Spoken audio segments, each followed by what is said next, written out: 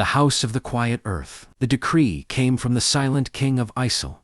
He wished to build a house for the quiet earth, a temple, so sacred, so perfect, that no sound of iron would ever touch its stones. No hammer, no axe, no shout.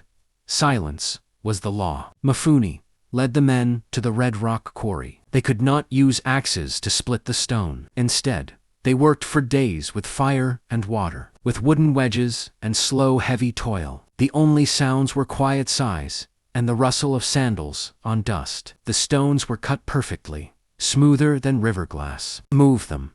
The men tied thick braided ropes, pulling in unison. 100 men, pulling a stone the size of a hut, without a single song or a grunting call to keep the rhythm. As the sun fled, the stones were finally stacked on the building site. Young Kwame lay on his mat, unable to sleep. The silence was louder here than any noise. It seemed to lean on him, pushing the air from his chest. The house rose, block by block, like a dark root growing from the ground. Each stone met the next with a perfect, soundless kiss. They were fitted so tight that no insect could crawl between them. The king called it the perfection of quiet. It was late afternoon. A worker, tired and thirsty, tripped on a loose rock. His leather water skin fell, hitting a great, empty stone block with a sharp thwack. A single, loud, terrible sound. Mifune saw the shift in the air. The earth, the quiet earth, had heard. The sound was a tax paid in full. When the builders turned back to the wall, the man who had tripped was gone. Not a shout,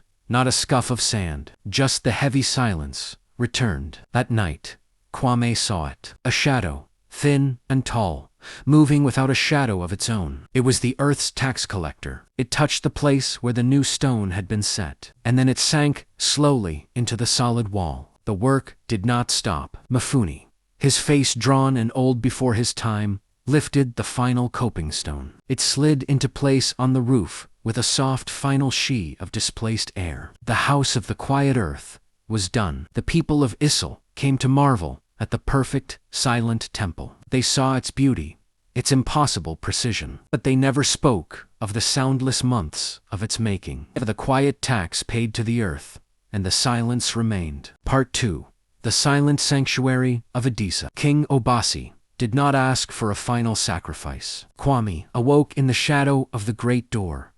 The silence, like a blanket of lead. The earth had taken its due, but it had not yet taken him. The sanctuary was finished, and now it stood waiting. He was the only sound in the world now. The scrape of his sandals, the frantic beat of his own heart. He was free to leave, but his duty was not done. He had to witness the first night inside to see what the silence had truly built. As the sun set, a young man named Tund appeared. He was one of the few workers who had been sent home early.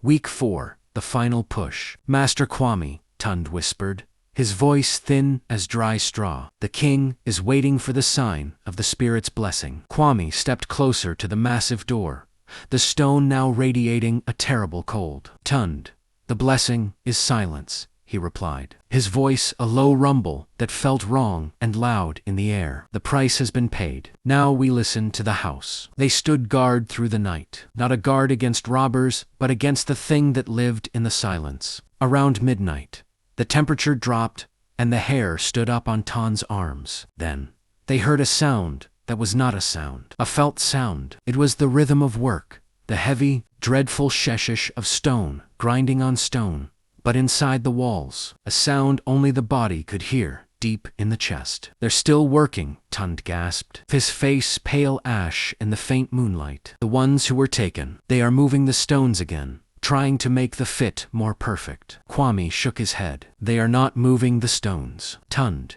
They are moving themselves.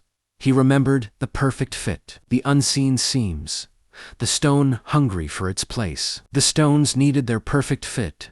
The felt sound intensified, becoming a long, slow, terrible sigh, a sound that sucked the very breath from their lungs. Kwame knew the earth was accepting the final, deep embedding of the stolen strength. The sanctuary was now truly alive. Tund did not get up when the dawn finally returned. Kwame, to weep or walk, only felt a sudden, profound calm. The building had what it needed. He reached out and placed his palm flat against the cool, seamless stone wall. His part was finally over. Please subscribe and like.